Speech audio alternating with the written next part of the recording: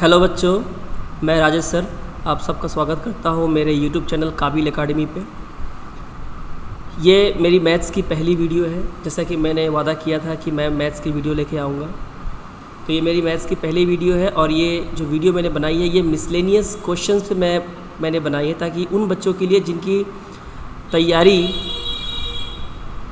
आने वाले महीनों में जो एग्ज़ाम्स होने वाली है उसके लिए पूरी हो चुकी है, बेसिक से लेकर एडवांस तक उनका कॉन्सेप्ट क्लियर है। उन जैसे बच्चों के लिए मैंने मिसलेनियस क्वेश्चंस में लेकर आया हूँ, ताकि वो पूरी तैयारी कर सके, मगअप कर सके, रिवीजन हो सके उनका एग्ज़ाम्स के पहले अलग अलग क्वेश्चंस को करके। और जो नए बच्चे हैं और जो वे बच्चे जो हमारे यूट्यूब चैनल से जुड़ेंगे उनके लिए मैं चैप्टर वाइज हर सब्जेक्ट के ऊपर इंग्लिश, क्वांट, जनरल नॉलेज और रीजनिंग के ऊपर मैं बेहतरीन कॉन्सेप्ट के द्वारा आपको हर चैप्टर को बेहतरीन तरीके से समझाने की कोशिश करूंगा, ताकि आपको बेसिक से लेके एडवांस लेवल तक की तैयारी की जा सके। तो आप सबका स्वागत है। ज़्यादा कुछ समय वेस्ट ना करते हुए हम लोग शुरू करते हैं अपने पहले क्वेश्चन से, जो आप अपने स्क्रीन पे देख पा रहे होंगे। पहला क्वेश्चन है, a mixture contains wine and water in the ratio 3:2 and another mixture contains them in the ratio 4:5। यानी कि दो मिक्सचर हैं। एक मिक्सचर में वाइन और वाटर का जो अनुपात है, जो रेशियो है, वो है 3:2 रेशियो में, वाइन और वाटर। और सेम एक और मिक्सचर है, लेकिन इसमें वाइन और वाटर का जो रेशियो है वो 4:5 है, जैसा कि आप यहाँ पे देख सकते हैं।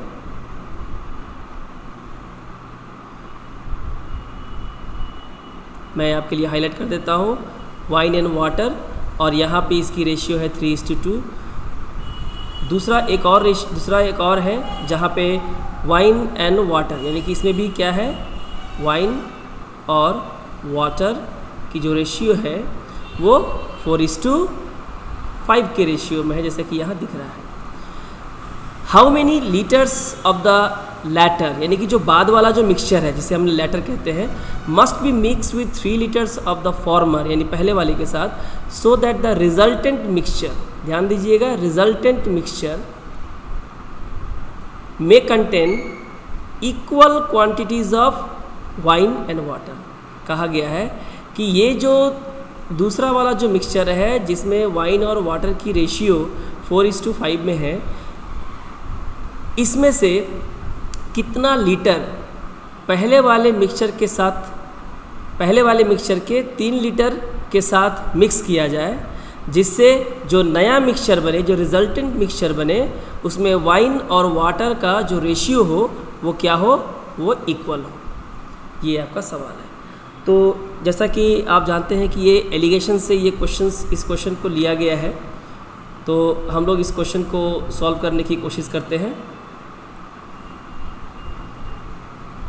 चलिए देखते हैं कैसे इसका अप्रोच करते हैं। सबसे पहले यहाँ पे हमने पहले मिक्सचर के लिया, जिसमें हमारा वाइन और वाटर 3:2 रेशियो में है, 3:2 रेशियो में है। दूसरा मिक्सचर को हम यहाँ लिखते हैं एलिगेशन में, इसमें भी वाइन और वाटर का ही रेशियो है, और इसकी रेशियो है 4:5। इन दोनों मिक्सचर को मिलाया गया, तो उसे हम कैसे लिखते हैं, बीच में लिखते हैं यहाँ पे मीन। इसमें भी हमारा वाइन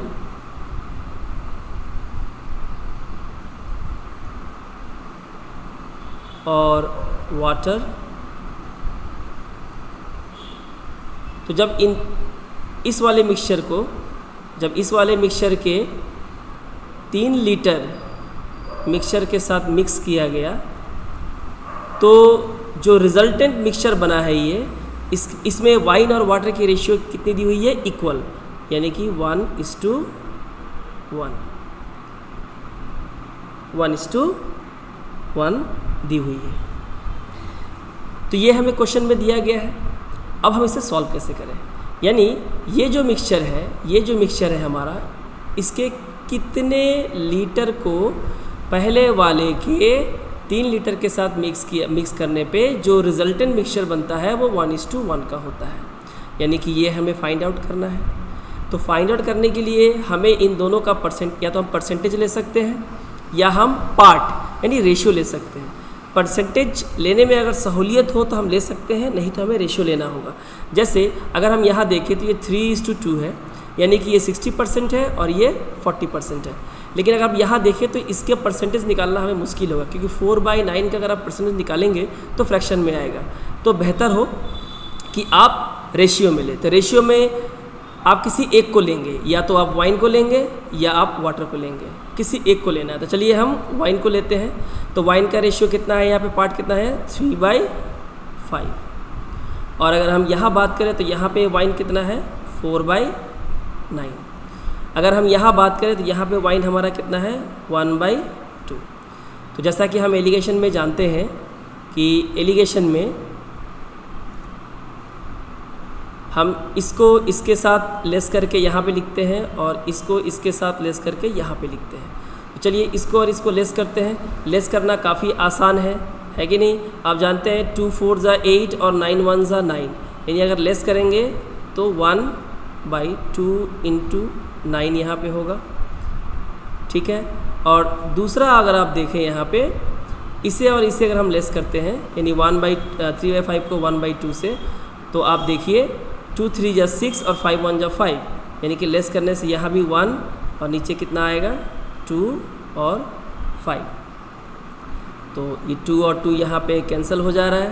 कैंसिल हो जाने के बाद हमारा जो रेशियो है वो कितना हो जाएगा, ये यहाँ आ जाएगा और ये रेसिप्रोकल हो जाएगा, यानी कि 5:9। ये हमारा रेशियो हो गया, ये हमारा रेशियो हो गया। तो अभी आप यहाँ पे देखिए, अब यहाँ पे आसानी से आप निकाल सकते हैं कि अगर 5 जो है ये अगर 3 है, ठीक है, तो 9 कितना होगा।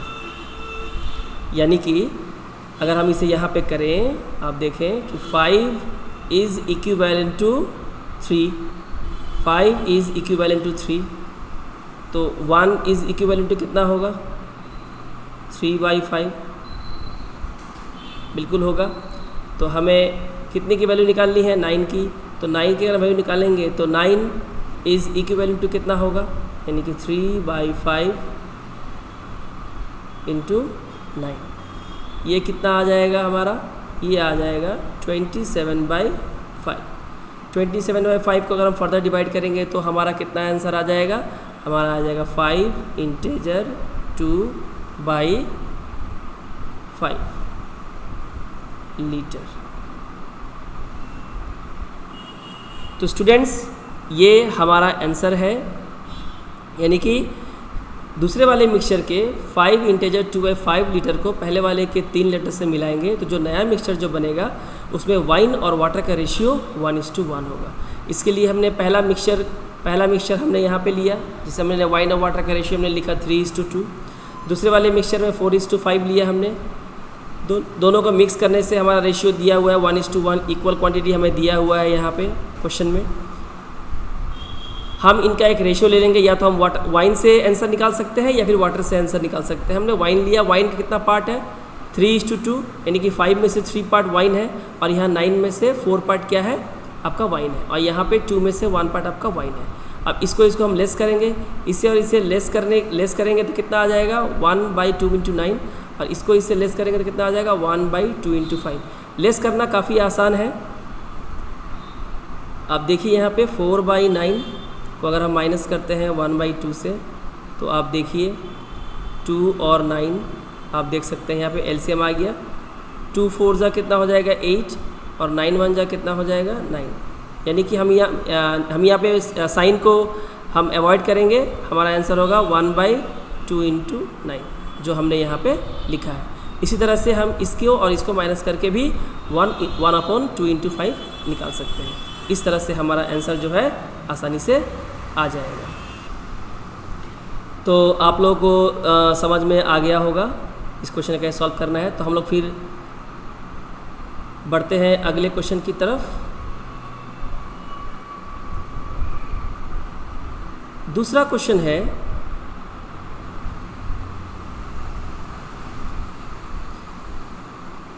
क्वेश्चन हमें दिया हुआ है कि a trader sells 2 bullocks for 8,400 each. एक व्यापारी जो है 8,400 रुपये में प्रत्येक बैल को बुलॉक्स को बेचता है, मैंने प्रत्येक की कीमत 8,400 में वो सेल करता है।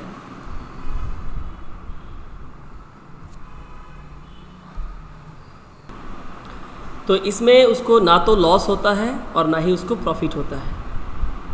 If he sold one of the bullocks at a gain of 20%, यानी ये 2 बैलगाड़ियों में से अगर वो एक को 20% के प्रॉफिट पे बेचता है, the other is sold at a loss of, तो दूसरे को कितने लॉस पे बेचा गया, जिससे उसको ना तो प्रॉफिट हुआ ना तो लॉस हुआ। स्टूडेंट्स, क्वेश्चन को ठीक से समझना बहुत ज़रूरी है। अगर आप क्वेश्चन को ठीक से समझेंगे तो आप इसको सही से आंसर कर पाएंगे। चलिए हम देखते हैं इसे कैसे सॉल्व किया जाए। तो सबसे पहले देखिए, दोनों बुलॉक्स को सेल किया गया है 8,400 ईच। इसका मतलब क्या है? अगर हम ध्यान से देखें,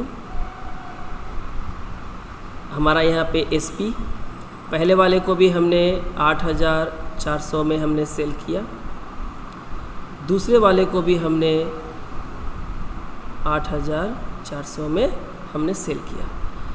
यहाँ पे क्वेश्चन में दिया हुआ है कि पहले वाले को 20% प्रॉफिट पे बेचा गया है, यानी कि ये जो सेलिंग प्राइस है ये 20% प्रॉफिट पे है। 20% प्रॉफिट का क्या मतलब होता है कि 100% अगर कॉस्ट प्राइस है तो 120% पे आप उसको 120% पे आप बेच रहे हैं। इसका मतलब ये जो वैल्यू है ये कुछ नहीं बल्कि 120% ऑफ द कॉस्ट प्राइस है। क्या है? 120% ऑफ द कॉस्ट प्राइस है। तो अगर 120% का मतलब अगर 8,400 है तो ये कितना टाइम्स हो गया आप लोग को पता है? 12 7 जा 84, यानी कि ये 70 टाइम्स होता है। तो हमें कितना का प्रॉफिट हुआ है? इस पे 20% का प्रॉफिट हुआ है। आप देखिए यहाँ पे 20% का प्रॉफिट हुआ है, तो हमें कितना निकालना है? यहाँ से 20% हमें यहाँ पे निकालना है। तो हम 20% कितना निकालेंगे? तो अगर ये 70 टाइम्स है तो हम इसे भी कितना करेंगे? 70 टाइम्स कर देंगे, यानी कि हमारा जो प्रॉफिट है वो कितना हो जाता है? 1400। तो अभी आप देखिए ध्यान से, हमें ये दूसरे वाले पे लॉस का परसेंटेज निकालने के लिए बोला गया है, यानी पहले वाले की सीपी से हमें कोई मतलब नहीं है। लेकिन अगर आपको एग्ज़ाम में पहले वाले की सीपी अगर निकालने के लिए बोला जाए तो देखिए 8,400 में सेल करके अगर 1,400 रुपीज़ का अगर प्रॉफिट होता है, इसका मतलब आप दोनों को लेस कीजिए, यानी कि 7,000 इसका क्या रहा? Cost price. देखिए 7,000 कॉस्ट प्राइस है, प्रॉफिट आप ऐड कर दीजिए तो क्या निकल जाएगा? आपका सेलिंग प्राइस निकल जाएगा, है कि नहीं? अब यहाँ पे आते हैं, क्वेश्चन में हमसे बोला गया है, क्वेश्चन में हमसे ये बोला गया है कि ना तो प्रॉफिट है ना ही लॉस है। इसका मतलब ये है कि अगर आपको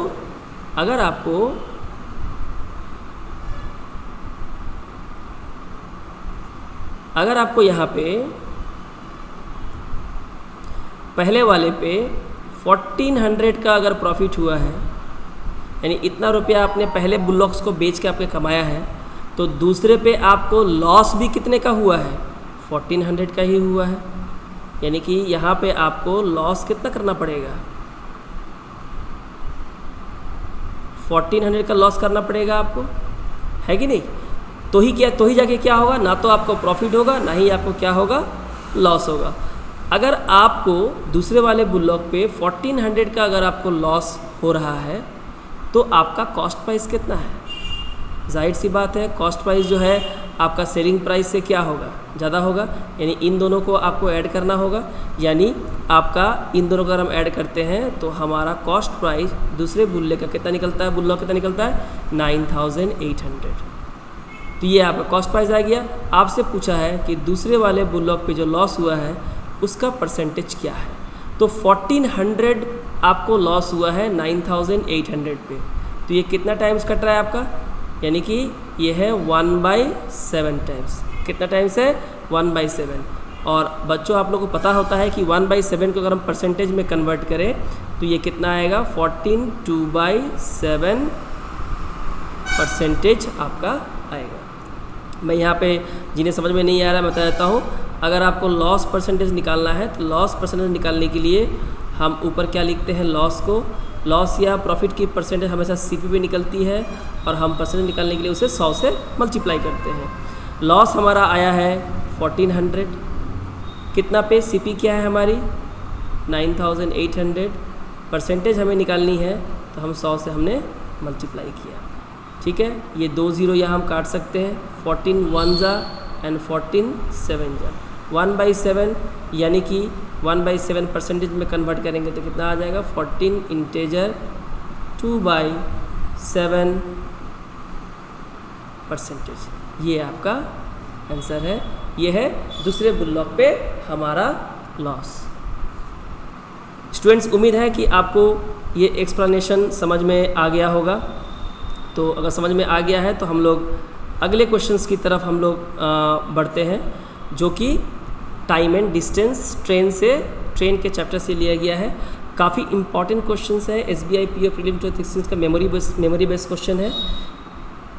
अगर इसे हम सही तरीके से बनाने जाए तो इसे बनाने के लिए काफ़ी लंबा प्रोसेस की ज़रूरत है, लेकिन एग्ज़ाम में हमारे पास इतना समय नहीं होता है कि हम इसे लंबे प्रोसेस से बनाएं। तो मैं कभी भी मैथ्स के क्वेश्चंस को फार्मूला से सॉल्व करने का एडवाइस नहीं देता हूं, लेकिन कुछ क्वेश्चंस ऐसे होते हैं जो काफ़ी अगर उसे सॉल्व किया जाए तो काफ़ी ज़्यादा कैलकुलेशन और टाइम कंज्यूमिंग होते हैं। तो कुछ हैंडफुल ऑफ फार्मूलाज जो मैं डिस्कस करूंगा, केवल उन्हें ही याद रखना है और जो मुसीबत में बहुत ज़्यादा आपकी मदद कर सकते हैं। जैसे कि उसमें से एक क्वेश्चन है ये। चलिए हम लोग एक बार क्वेश्चन को पढ़ लेते हैं, देखते हैं क्वेश्चन में क्या दिया हुआ है। तो क्वेश्चन में दिया हुआ है 2 trains A and B starts from station X and Y। तो यहाँ पे 2 ट्रेन है A और B, और A X स्टेशन से और B Y से रवाना होता है। तो दोनों एक दूसरे की तरफ यानी कि टूवर्ड्स ईच अदर दोनों रवाना होते हैं। They take 4 hours 48 minutes and 3 hours 20 minutes to reach Y and X respectively after they meet। यानी कि ट्रेन A X से Y की तरफ जाती है और ट्रेन B Y से X की तरफ आती है। दोनों जब आपस में मिलते हैं और आपस में क्रॉस करके अपने रिस्पेक्टिव डेस्टिनेशंस की तरफ जाते हैं, यानी A को B से जब मुलाकात हुआ तो वहाँ से वो Y की तरफ जाएगा, और जब B जब A से मुलाकात हुआ तो वहाँ से वो X की तरफ जाएगा। तो पहले वाले को 4 घंटे 48 मिनट लगते हैं, यानी A को 4 घंटा 48 मिनट लगता है Y तक पहुँचने में, और B को 3 घंटे 20 मिनट लगते हैं X स्टेशन पहुँचने में। इसका मतलब ये है कि A को ज़्यादा समय लगा है। अगर A को ज़्यादा समय लगा है और डिस्टेंस अगर सेम है, यानी कि X और Y की दूरी तय करनी है, इसका मतलब A का स्पीड कम है और B को लगा है 3 घंटे 20 मिनट, यानी कि B की स्पीड ज़्यादा है क्योंकि ये A के मुकाबले काफ़ी समय कम लिया है। आपको यहाँ पे A का स्पीड दिया हुआ है, A is moving at 45 km/h, then the speed of train B is क्या होगा, यानी कि B ट्रेन का आपको स्पीड निकालना है। तो चूँकि एक तो कॉमन सेंस यहाँ पे आप इस्तेमाल करेंगे कि अगर A ट्रेन को ज़्यादा समय लग रहा है, ज़्यादा समय किसको लगता है, जिसकी स्पीड कम होती है। तो A की स्पीड अगर 45 है तो जाहिर सी बात है कि B की स्पीड A से ज़्यादा होगी। इसका मतलब ये है कि ये D नंबर हमारा ऑप्शन नहीं हो सकता है, ये हम पहले ही आउट कर देंगे। चलिए सॉल्व करते हैं कि इसे हम कैसे सॉल्व करें। इस क्वेश्चन को सॉल्व करने के लिए एक बहुत ही बेहतरीन फार्मूला है जो इस तरह के क्वेश्चंस में आपको एग्ज़ाम में काफ़ी हेल्प देगा, जो कि स्पीड की रेशियो के लिए होता है। देखिए स्पीड की रेशियो, पहले ट्रेन और सेकेंड ट्रेन की जो स्पीड की रेशियो U1/U2 जो है, इसका जो फार्मूला है वो क्या है, time taken by the second train divide by time taken by the first train. ठीक है, ये फार्मूला है, ये आपको याद रखना है, हमेशा के लिए याद रखना है। ये आपको इस तरह क्वेश्चन यानी कि मीटिंग पॉइंट से अपने डेस्टिनेशन जाने में आपको टाइम दिया रहता है और आपको क्या निकालना पड़ता है, स्पीड निकालना पड़ता है। आप जानते हैं कि speed is reciprocal to time and time is reciprocal to speed. Speed ज़्यादा होने से समय कम लगता है, स्पीड कम होने से समय ज़्यादा लगता है। दोनों स्पीड और टाइम जो होता है एक दूसरे का रेसिप्रोकल होता है। स्पीड की रेशियो है, टाइम की रेशियो अपोजिट हो जाएगी। चलिए इसे सॉल्व करते हैं और देखते हैं। तो दूसरे वाले को कितना समय लगा था, 3 घंटे 20 मिनट। इसे हम आवर में कन्वर्ट कर लेंगे। 20 मिनट्स का क्या मतलब होता है, 20 मिनट्स का मतलब होता है 20/60 आवर, यानी कि 1/3। और दूसरे वाले को भी लिख लेते हैं, 4 आवर्स 48 मिनट्स, 4 आवर 48 मिनट्स में 48/60, 48/60 यानी कि 4/5। ठीक है, चलिए हम इसे सॉल्व कर लेते हैं। ये हो जाएगा, यानी ये हो जाएगा 10/3, मल्टीप्लाई कीजिए, ये 5 आपका ऊपर चला जाएगा और ये कितना हो जाएगा, 5 4 ज़ा 20, 20 + 4 24, 24 हमारा नीचे आ जाएगा। ठीक है तो हम इसे डिवाइड कर लेते हैं, 2 5 ज़ा 10 एंड 2 12 ज़ा, तो ये कितना हो जाएगा, ये 5 5 ज़ा 25, 25 का स्क्वायर रूट कितना हो जाएगा आपका 5, और ये 12 थे 36, 36 का स्क्वायर रूट हो जाएगा आपका 6। तो अभी आप देखिए, आपको फर्स्ट ट्रेन का स्पीड आपको दिया हुआ है 5 इक्विवेलेंट टू 5 और सेकंड ट्रेन का स्पीड आपको इक्विवेलेंट दिया हुआ है 6। क्वेश्चन में आपको यहाँ पे क्या दिया हुआ है कि जो पहली ट्रेन है उसकी स्पीड कितनी है, 45 किलोमीटर पर आवर, यानी कि ये जो 5 है ये 45 के इक्विवेलेंट है, जो कि 9 टाइम्स है। तो आप सेकेंड ट्रेन की स्पीड आसानी से निकाल सकते हैं, है कि नहीं, यानी ये भी 9 टाइम्स हो जाएगा, जो कितना हो जाएगा 54 किलोमीटर पर आवर। तो 5 is equivalent to 45, that is 9 times, so 6 is also equivalent to 9 times, तो 6 9 54 किलोमीटर पर आवर, यानी हमारा आंसर होगा 54 kilometre per hour. This is the speed of the train B. Students, हम लोग next question की तरफ बढ़ते हैं। नेक्स्ट क्वेश्चन देखिए, नेक्स्ट क्वेश्चन आपको दिया हुआ है, out of his total income. जब भी ये टोटल इनकम कहे तो टोटल इनकम का क्या मतलब होता है, टोटल इनकम का मतलब आप पकड़ सकते हैं 100%, है कि नहीं स्टूडेंट, टोटल का मतलब ही होता है 100%। Now out of that 100% mister Kapoor spends 20% on house rent. 20% जो है वो हाउस रेंट पे खर्च कर देते हैं। 20% 100 का अगर हम 20% निकालने जाए तो 100 का 20% कितना होगा, 20, और इन दोनों को अगर हम लेस करें तो हमारा इनकम कितना बच जाता है, 80। इसके बाद क्वेश्चन में क्या है देखिए, एंड 70% ऑफ द रेस्ट, यानी जो बच गया, तो 100 में से अगर 20% 20 अगर हटा देते हैं तो हमारा जो रेस्ट अमाउंट है वो कितना है, 80 ही है। इस 80 का 70%, अब बताइए 80 का 70%, 7 8 जा कितना होता है, 56। आपने क्या पे खर्च किया, हाउस होल्ड एक्सपेंस पे आपने खर्च किया है। तो अगर 80 में से 56 अगर आप हाउस होल्ड एक्सपेंस पे खर्च करेंगे तो आप इसे माइनस कीजिए, और जब आप इसे माइनस करेंगे तो माइनस करने पे ये कितना बच जाएगा आपका, 24, यानी कि हाउस रेंट पे 20% और जो बचा 80%, उसका 70% हाउस होल्ड एक्सपेंसेस पे खर्च करने के बाद अब उस मिस्टर कपूर के पास कितना बच गया है, 24। बोला इफ़ ही सेव्स ₹1800, यानी कि ये जो 24 जो इनका बचा है यही इनकी क्या है, यही इनकी सेविंग्स है, यही इनकी सेविंग्स है, यानी कि 24 इज इक्विवेलेंट टू 1800। तो पूछा है उनका टोटल इनकम क्या होगा। तो अगर 24 का मतलब अगर 1800 होता है तो 100% का मतलब क्या होता है, आप आसानी से इसको निकाल सकते हैं। यानी क्वेश्चन में कहा गया है, मैं आपको समझा देता हूँ, 24 is equivalent to 1800, both are savings.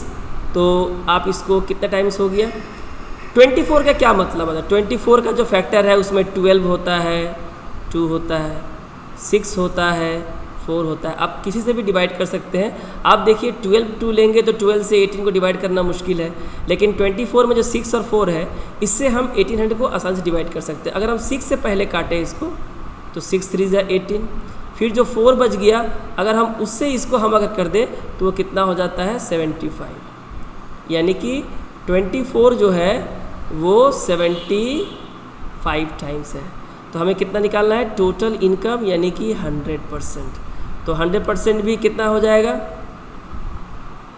75 times हो जाएगा, यानी जो कितना हो जाएगा 7500, यानी कि मिस्टर कपूर की जो टोटल इनकम है वो कितनी है 7500। मैं इसको और भी एक डिटेल मेथड से आपको समझा देता हूँ, आसान मेथड ही है, आप सबको समझ में आएगा आसानी से। देखिए हम मान लेते हैं कि उनकी टोटल इनकम जो है वो 100 है, यानी कि ये है उनकी टोटल इनकम, ये है इनकी टोटल इनकम 100। इसमें से 20% है ना वो खर्च कर देते हैं, तो उनका रिमेनिंग कितना बचता है 80। इस 80 में से 70%, आप जानते हैं 80 का 70% कितना होगा 56। वो क्या करते हैं हाउस होल्ड पे खर्च करते हैं। तो 80 में से अगर हम 56 को अगर हम माइनस कर दें तो हमारा फाइनल जो हमारा सेविंग्स है वो हमारा कितना बच जाएगा 24, यानी कि ये कुछ नहीं बल्कि हमारी क्या है सेविंग्स है। और जैसा क्वेश्चन में आपको दिया हुआ है सेविंग्स मिस्टर कपूर ने लास्ट में कितनी की है 1800, तो 24 1800 यानी कि 75 टाइम्स। तो हमें क्या निकालना था इनकम निकालना था, तो इनकम भी कितना हो जाएगा 75 टाइम्स हमारी इनकम हो जाएगी, जो कि कितनी हो जाएगी 7500। ये हमारा क्या हो गया आंसर हो गया। आई होप बच्चों की आप लोगों को ये क्लियर हो गया होगा।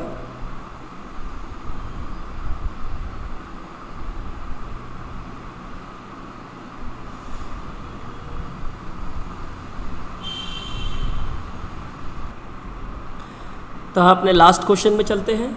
Last question time and work से बहुत ही बढ़िया क्वेश्चन एक है। A can do a piece of work in 8 days which B can destroy in 3। So A can do a piece of work in 8 days, यानी A की capacity है कि वो एक काम को 8 दिन में कर सकता है, और लेकिन B उसी काम को डिस्ट्रॉय कर सकता है, बर्बाद कर सकता है 3 दिन में। A has worked for 6 days, A ने 6 दिन काम किया। During the last 2 days of which B has been destroying, यानी A ने जब 6 दिन काम किया तो 6 में से लास्ट के 2 दिन यानी कि 5वें और 6ठे दिन B ने तोड़ फोड़ का काम किया, उसे काम को बिगाड़ने का काम किया है। How many days must A now work alone to complete the work. अब कह रहा है कि जो बचा हुआ जो काम है, क्योंकि अगर B तोड़ फोड़ करेगा तो B की तोड़फोड़ करने की कैपेसिटी ज़्यादा है, क्योंकि A को काम करने में 8 दिन लगते हैं लेकिन उसी काम को बिगाड़ने में B को 3 दिन लगते हैं। 6 दिन A ने काम किया, जिसके लास्ट के 2 दिन में B ने डिस्ट्रॉय करने का काम किया है। यानी हमें ये निकालना होगा कि A ने 6 दिन में कितना काम किया और उस लास्ट 2 दिन में B ने कितना डिस्ट्रॉय किया, और माइनस करके ये देखना होगा कि आखिर 6 दिन में काम हुआ कितना है और काम कितना बाकी है। जो काम बाकी है उसी काम को A को अकेले करना है कितने दिनों में, ये सवाल है। चलिए शुरू करते हैं, इसे करते हैं कि कैसा अप्रोच होगा देखते हैं। तो यहाँ पे हम A लिख रहे हैं। A की जो कैपेसिटी है काम करने की वो है 8 days, यानी कि वो 8 दिन में काम को पूरा कर लेता। हम प्लस लिखते हैं क्योंकि ये कंस्ट्रक्शन का काम करता है। B जो है B को 3 दिन समय लगता है, और इसे हम माइनस में लिखते हैं क्योंकि वो डिस्ट्रॉय करने का काम करता है। तो अगर हम इसे एक ग्राफ के ज़रिए समझें और देखें तो यहाँ से लेके यहाँ तक 6 days काम हुआ है, और ये 6 दिन जो है A ने काम किया है। इसके बाद अंतिम 2 दिन हम मान लेते हैं कि यहाँ से लेके यहाँ तक 2 दिन बी ने डिस्ट्रॉय करने का काम किया है। तो अगर ए 6 दिन काम करता है और उसकी कैपेसिटी 8 दिन की, यानी कि 8 दिन में वो काम पूरा कर लेता है, तो एक दिन में कितना करता है 1/8, 2 दिन में 2/8, तो 6 डेज में कितना करेगा 6/8। सो ए इन 6 डेज कितना कर लेगा 6/8, यानी कि हम इसे फर्दर मिनिमाइज़ कर देते हैं, यानी कि 3/4 पार्ट काम उसने 6 दिन में किया। Now be in 3 days end of course ये डिस्ट्रॉय करेगा। तो बी की कैपेसिटी है 3 डेज़ में नहीं बल्कि 2 डेज़ में, तो 3 दिन में वो काम को डिस्ट्रॉय करता है और उसने 2 दिन काम किया है, तो 2 दिन में कितना डिस्ट्रॉय करेगा, यानी कि 2/3। ठीक है, therefore total work done in 6 days कितना हो जाएगा, यानी कि ए ने काम किया 3/4 और बी ने डिस्ट्रॉय किया है, तो उसके काम को हम लेस करेंगे। तो आप जानते हो कितना हो जाएगा, 4 2 ज़ा 8 एंड 3 3 ज़ा 9 एंड 4 3 ज़ा 12, यानी कि 1/12 पार्ट। इसका मतलब ये है कि ये जो एरिया है, यानी कि यहाँ से लेके यहाँ तक जो 6 दिन तक काम हुआ, इसमें केवल 1/12 पार्ट ही काम हुआ है, और यहाँ जो काम होना बाकी है वो कितना बाकी है, अगर 1/12 काम हो चुका है, यानी बाकी काम 11/12 पार्ट जो है काम अभी भी होना बाकी है, और इस काम को यहाँ पे कौन करेगा, ए करेगा और अकेले करेगा। सो देयरफॉर अगर हम ध्यान से देखें कि ए किसी काम को अगर 8 दिन में करता है एक काम को, ठीक है, तो 11/12 काम को कितने दिन में करेगा। So I will do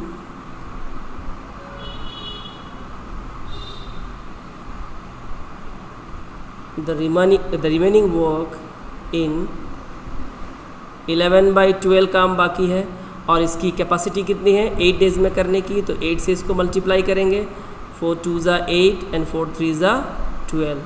so ये हो जाएगा 22 और ये हो जाएगा 3, इसको डिवाइड कर देंगे तो कितना आ जाएगा 7 इंटेजर 1/3 डेज़ अकेले अगर वो काम करता है, तो बचे हुए 11/12 पार्ट काम को ए अकेले 7 इंटेजर 1/3 डेज़ में कर लेगा, क्योंकि 2 दिन डिस्ट्रॉय करने के बाद बी ने डिस्ट्रक्शन का काम बंद कर दिया। सो हमारा आंसर क्या होगा, बी नंबर ऑप्शन। तो स्टूडेंट्स, मुझे पूरी उम्मीद है कि आपको ये आज का वीडियो मैंने मैथ्स का क्लास मैंने कराया, ये मेरा पहला वीडियो है, बहुत सारी गलतियाँ हो सकती हैं, आप समझ सकते हैं मेरे हिसाब से कि आपको कुछ गलतियाँ आपको नज़र भी आ रही होंगी। कमेंट सेक्शन में मुझे सजेशन दीजिएगा, फीडबैक दीजिएगा, ताकि अगले वीडियो में इसको और भी सुधार कर सकूं, क्योंकि ये मेरे लिए बिल्कुल नया है। और वीडियो को शुरू से लेके अंत तक ज़रूर देखिएगा। वीडियो में जिस तरह के कॉन्सेप्ट से मैंने और जिस तरह के कैलकुलेशन के तरीके से मैंने आपको समझाने की कोशिश की है, इसमें आप अपना क्रिएटिविटी भी शामिल करके बहुत सारे स्टेप्स को आप लोग एलिमिनेट कर सकते हैं, नहीं लिख सकते हैं। और ये बहुत ही बेहतरीन कॉन्सेप्ट है। इसमें आपको एग्ज़ाम में एक क्वेश्चन करने में 30 से 40 सेकेंड या 50 सेकेंड का समय लगेगा, उसमें आप इस क्वेश्चन को आसानी से सॉल्व कर सकते हैं। आपका अप्रोच सही होना चाहिए, आपका कॉन्सेप्ट क्लियर होना चाहिए। मैं और भी वीडियोस बनाते रहूँगा आगे, मैथ्स की, इंग्लिश की, रीजनिंग की और जीके की। मेरे वीडियो को आप लोग सब्सक्राइब इसलिए कर लें क्योंकि जो भी वीडियोस बनेगी उसकी नोटिफिकेशन आपको मिलती रहे, उसके लिए बेल आइकन पे आप लोग क्लिक कर दें, सब्सक्राइब ज़रूर कर दें। और कोई भी आपका सजेशन हो आप ज़रूर कमेंट बॉक्स में लिख के मुझे बताएं, ताकि अगले वीडियो में किसी भी तरह की गलती को मैं सुधार सकूं और आपको बेहतरीन वीडियो में दे सकूं। तो आपसे फिर अगले वीडियो में मिलते हैं, तब तक के लिए अपना बहुत ख्याल रखिए। Thank you very much.